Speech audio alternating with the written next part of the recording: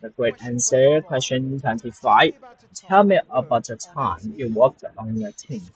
This question is being asked to assess how well you collaborate with other people. Now remember, most jobs require the ability to work as a team. I recommend you use the STAR method to structure your answer.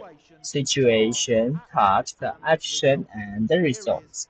Here is a McGrath STAR method answer that will help you pass your exam. Tell me about a time you worked on a team.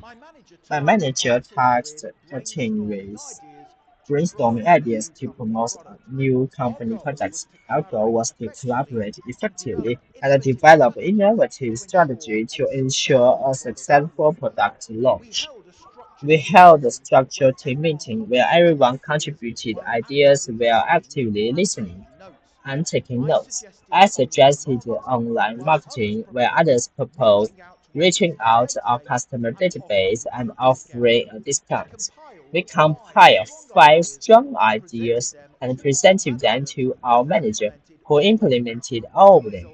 As a result, the product launch achieved record-breaking sales, and you can see how effective the STAR method is when answering behavioral interview questions.